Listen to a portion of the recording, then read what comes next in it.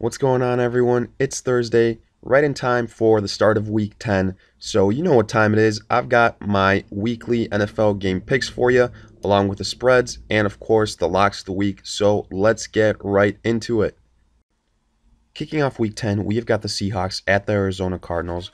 Right now, both these teams trailing the Rams. So, with this interdivisional clash, definitely an important game. A lot of implications.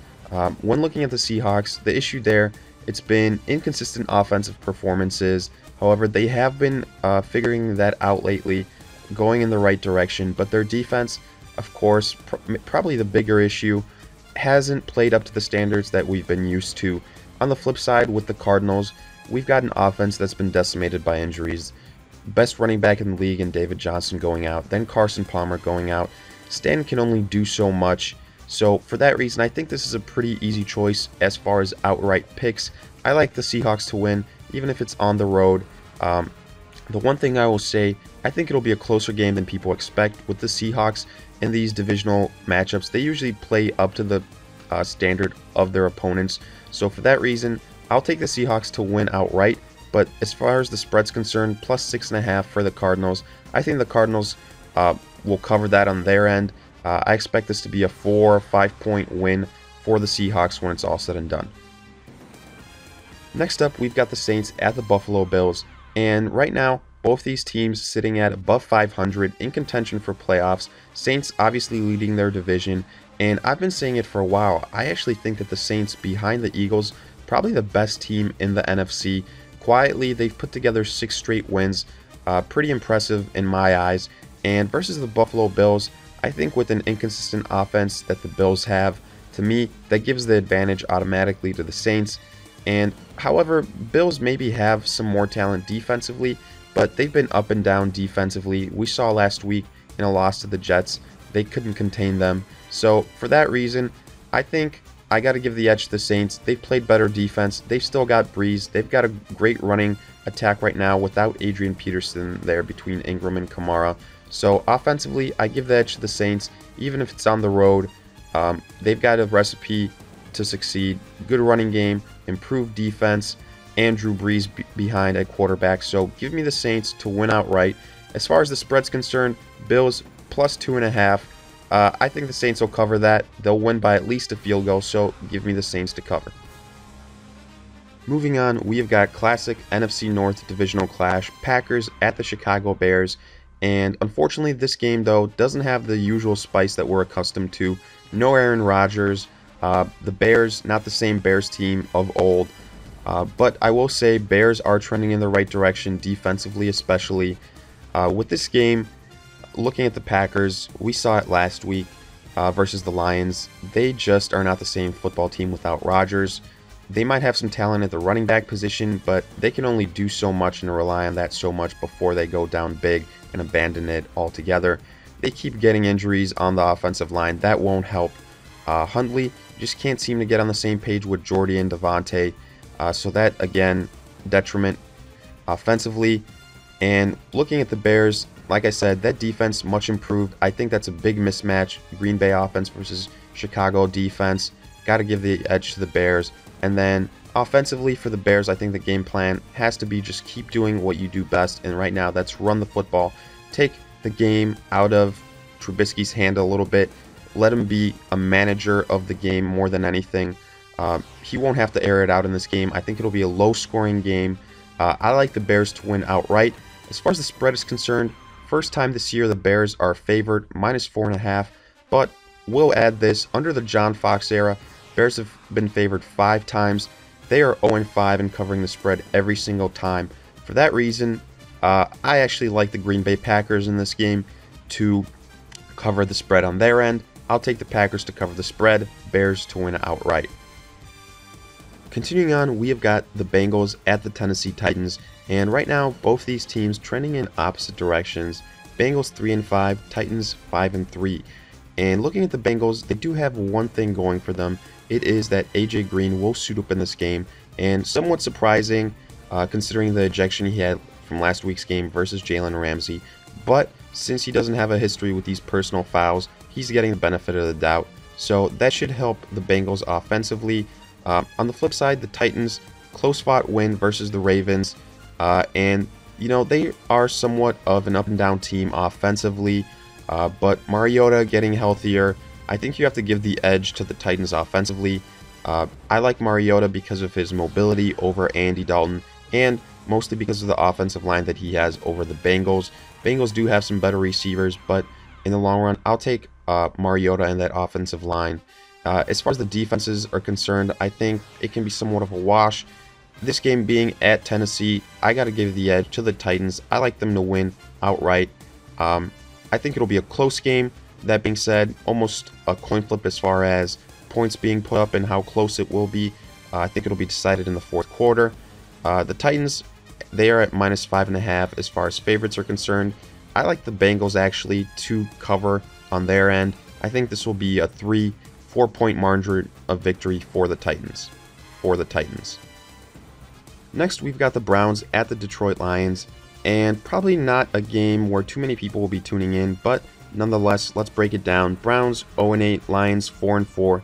For the Browns, I think at this point, and for a while now, they've been playing for the next year, for the draft, so I don't expect too much from the Browns offensively or defensively. With the Lions, they have a nice chance to put together back-to-back wins, get above 500, so this is an important game for them. As far as who I give the advantage to, it has to be the Lions. Pretty much any week, whoever plays the Browns has an advantage, unless it's the 49ers. So give the Lions the edge offensively, give them the edge defensively. They're at home. On paper, this is a pretty easy game. Give me the Lions to win. As far as the spread's concerned, Lions -11.5. And usually I do get nervous with such big spreads, but again, just for the reason that it is the Browns and them not being able to contend this year, give me the Lions. I don't think the Browns can keep up. The Lions will go up, and to me, the Browns are probably just going to throw in the towel at some point come the third, fourth quarter, so I like the Lions to cover the spread. Moving on, we have got the Steelers at the Indianapolis Colts, and what once could have been a marquee matchup, not quite the same feel. Without Andrew Luck, obviously he's out for the season, and unfortunately this Colts team, not the same team without him. Looking at the Steelers, they're 6-2, Colts 3-6, and with the Steelers, even though this is a road game, you got to give them the edge. They've got the better quarterback, they've got the better running game, the much better receivers. So for that reason, offensively, without a doubt, Steelers get the edge. On top of that, I didn't even mention their offensive line, which is leagues better than that of the Colts. Defensively, again, you have to give the edge to the Steelers. And I know the Colts just had a great game versus the Texans, even though it was the Texans without Deshaun Watson. I don't expect T.Y. Hilton to do the same versus an actually good secondary in that of the Steelers. Give me the Steelers to win this game outright. I think the Colts will struggle immensely in the pass game, in the rushing game. I don't see them putting up more than 13, 14 points. I like the Steelers to win outright. Colts are at +9.5 as far as the spread's concerned. I think the Steelers can put up a lot more points than that and have a bigger margin of victory. Give me the Steelers as far as the spread's concerned. Continuing with an NFC clash, we've got the Vikings at the Washington Redskins. And Vikings sitting at 6-2 coming off a bye. Redskins 4-4 after a really nice win in Seattle. Looking at this game, breaking it down, the Vikings, I think you have to give them the edge defensively. Offensively, as far as the Vikings are concerned, they've got Case Keenum, who's been a game manager, and he stepped up when needed. But I think Teddy Bridgewater being back in the mix as the quarterback number 2, I think that might put a little bit of pressure on Keenum, and I don't know how he's going to perform with the microscope over him. So for that reason, I kind of tend to think that the Vikings are going to struggle a little bit offensively in this game. I think they'll rely a lot on the rushing attack, and I think the Redskins are going to be able to focus in on that. Offensively, I think this will be somewhat of a low-scoring game. I kind of expect in the range of 24-20, and to me, I know that the Redskins aren't being favored in this game. As far as the spread's concerned, they're at +1.5, but I think this will actually be one of the upsets of the week. I like the Redskins to win outright, and I like them for that reason to also cover the spread. To me, I just think that Cousins is going to be able to make a little bit more plays than that of Case Keenum when it's all said and done down the road in this game. For that reason, I like the Redskins. They have Josh Norman. That always improves the secondary. He's been playing great football, so I think they'll be able to shut down the Vikings' pass game to some extent and make this a one-dimensional game. Give me the Redskins outright and in the spread. Next, we've got the Jets at the Tampa Bay Buccaneers. And again, maybe not on the top of a lot of people's watch list, but with the Jets, they're sitting at 4-5. Nice win versus the Buffalo Bills. With the Bucs, they're 2-6. They were really tough to watch last week versus the Saints. Jameis Winston didn't look like himself, and of course, he's probably going to miss some time with his shoulder injury. And on top of that, Mike Evans will be suspended after his shove in last week's game. So for that reason, you have to say that the Bucs offense is pretty much completely devoid of playmakers. They'll have Fitzpatrick, they'll have Doug Martin. I don't really have too much faith in either of those guys. I think the Jets will be able to lock down on the Bucs offense. I think they'll be able to create a lot of pressure on Fitzpatrick, and I think you have to give them the edge defensively and offensively. Josh McCown, he's been a great game manager so far. I expect that to continue. To me, the Bucs defense is going to get tired out without Jameis Winston there. I think they'll, as the game progresses, they'll give up more big plays, more points. Give the edge to the Jets. I like them to win outright, even if it's on the road. And as far as the spread's concerned, Bucs plus 2.5. I like the Jets. I think they win by at least 3 points. Switching back to the AFC, we've got the Chargers at the Jacksonville Jaguars. And looking at this game, Chargers at 3-5, Jags at 5-3. With the Chargers, they're coming off their bye week, and the Jaguars coming off a nice win versus the Bengals. And that defense for the Jags, it looks like it's the real deal, especially in the secondary. And to me, I think they'll make it a long day for the Chargers. You've seen that secondary shut down top receivers for other offenses, and I kind of expect something similar. I think Keenan Allen and those guys are in for a long day. I think the Jaguars will follow their expected game plan, give the ball to Leonard Fournette, who should be active this week, limit Blake Bortles in the passing game, and rely on a stingy defense. Now, I will say the Chargers have the better offense, no doubt in my mind. Melvin Gordon, he's a stud. They've got their receivers. They've got Phillip Rivers. He's experienced, but he does tend to commit turnovers, and the Jaguars are capitalizing on those this year. For that reason, I think the Jaguars give the edge to them in that matchup, and then I think they'll be able to do enough versus that Chargers defense to wear them down via the running game. So I do like the Jaguars to win this game outright, but I will say, as far as the spread's concerned, minus 4.5 for the Jags.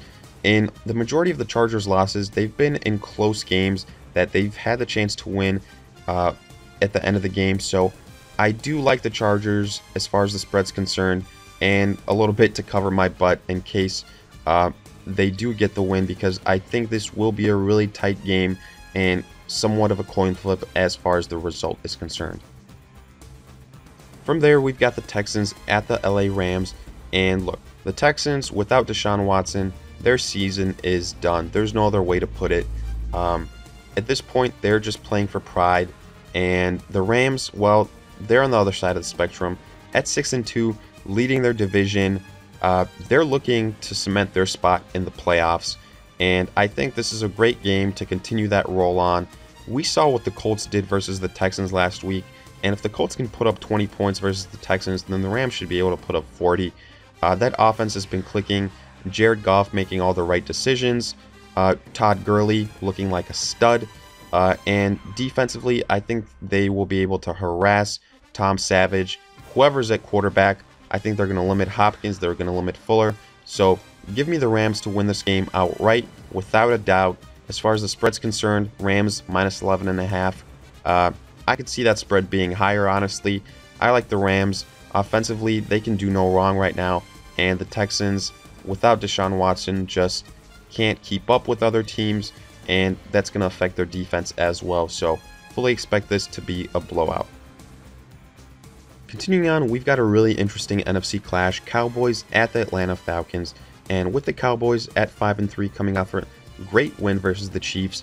We finally know Zeke will not be playing in this game, probably won't play until December, so that is finally, as far as the drama is concerned, behind us. With the Falcons, they're at 4-4 coming off their loss to the Panthers. Even though this game is in Atlanta, I think you have to give the edge offensively to the Cowboys. Behind that stellar offensive line, I know Zeke is a stud, but they can make an average-looking running back seem great, and I think that's exactly what's going to happen. Whether it's Morris, whether it's McFadden or Smith, I think Cowboys get the edge offensively. I think their running game will be fine. They've still got Dak, who's had a great year. He'll be able to distribute the football. Even if Dez Bryant is out in this game, look for other guys to step up. Defensively, I do think that this is where this game can be closer. For that reason, the Cowboys' defense can be exploited. The Falcons still have their offensive firepower. They've still got Ryan, they've still got Freeman, Julio, all those weapons. So they will be able to keep up in this game, in my opinion. I think this has all the makings of a high-scoring affair, maybe in 30-27 kind of range. The Falcons are favored. They're at -2.5, but from what I've seen, I have to give the edge to the Cowboys. On paper and as far as the spread's concerned, I like the Cowboys to win this game outright, and I like them to cover the spread. To me, I think the Cowboys, if anything, should be favored. Even without Zeke, they will have enough pieces to put up points, and I would be interested to see what the spread would have been if Zeke happened to be playing. So for that reason, I think this is a little bit miscued. I like the Cowboys to win. I like them to cover the spread. I think it'll be a high-scoring affair that is decided towards the end of the fourth quarter. Continuing with the NFC theme, we've got the Giants at the 49ers. And again, these two teams combined at this point, Week 10, have one win. And that's because the Giants are 1-7, 49ers 0-9. And with the Giants, look, we've had talks of Eli being benched. We've had talks of firings. It's been ridiculous, but even with that being said, I think they are still the better football team. I don't expect Jimmy Garoppolo to play in this game. I think the 49ers are saving him for next year, and I think that's the smart move. So with that being said, the 49ers, they just don't have much offensively. Defensively, same deal. I expect this game to be similar to that of the Cardinals 49ers last week. Giants, if they're smart, they should rely on their rushing attack. Look for Orleans Darkwa to have a big game. AP tore apart the 49ers defense. Darkwa can do the same, and I think Eli Manning can have a really good game this week. I think he's a sneaky, good play this week versus the 49ers, fantasy-wise. Look for the receivers to also have big games. There's no reason why they can't. I like the Giants to win this game big outright, and versus the spread, 49ers are at plus half a point. So as far as the spread's concerned, this game is pretty much dead even, but I think the Giants will win, and I think they win convincingly. Give me the Giants to win this game outright and on the spread. Now looking at Sunday night, we've got the New England Patriots at the Denver Broncos, and what could have been a marquee matchup, not quite the same. Patriots at 6-2, but the Broncos at 3-5. They've been struggling, and it's starting with the offense. Now, I do know that the Patriots, and Brady have the history of kind of struggling versus the Broncos. This game in Denver, so I could see some of that carryover effect, but in the long run, the Patriots offense is so much better. They've got the edge in pretty much every single category. There's no need to go over it. Defensively, I think the Broncos do have more talent, but the Patriots, since they have the more well-balanced team, at this point, they don't have a bad defense in this game either. So for that reason, I do like the Patriots to win this game outright. I will say, however, the spread is plus 7.5 for the Patriots, and I gotta go with the Broncos to cover the spread on their end. This game, maybe playing for pride a little bit, playing versus Tom Brady. These two teams know each other well, and like I said, the history is there with Brady struggling versus this team. I think it'll be a close game, decided by a touchdown or less. Give me the Broncos to cover the spread on their end in Denver, where they have a nice home field advantage. And finally, we've got the Miami Dolphins at the Carolina Panthers, Monday Night Football, and Dolphins sitting at 4-4, the Carolina Panthers sitting at 6-3, and Dolphins disappointing loss versus the Raiders last week, and the Panthers coming off a nice divisional win versus the Falcons. Now, I will say offensively, both these teams are just completely up and down. Pretty good one week and then just nowhere to be found the next week. With the Panthers, as it's always been, it starts with Cam Newton. If he can have somewhat of an average game, they get the edge offensively. Defensively, they're the better football team, but I do think the Dolphins can have success passing. I've been saying it all year that Panthers secondary, not as good as people think, even though the defense is ranked #1 overall. That is that weak point, and I could see Parker and Landry having big games. I do think, though, however, the Panthers are the better football team. They've got more weapons offensively. They've got the better defense. So, on paper, they should win this game. But with that being said, I wouldn't be surprised at all if this is a really close game and it's decided at the end of the fourth quarter by a game-winning field goal on the side of the Panthers. So, for that reason, Panthers are at -9.5 in the spread. I think this is one of the easier spread picks. You got to go with the Dolphins here. It's really tough to go with the Panthers when they're favored by so much. They're not a team that puts up a lot of points, and for me, you got to go with the Dolphins here to cover the spread. So with that, we've got all of our picks in the books. Let's turn our attention to locks of the week, and I've got a couple for you this week. First, the Thursday night game, Seattle at the Cardinals. I fully expect Seattle to win this game. Like I said, it'll be closer than people think, but I think you should feel very comfortable with Russell Wilson versus Stanton. Edge goes to Russell Wilson. Next, you've got the Cleveland Browns at the Detroit Lions.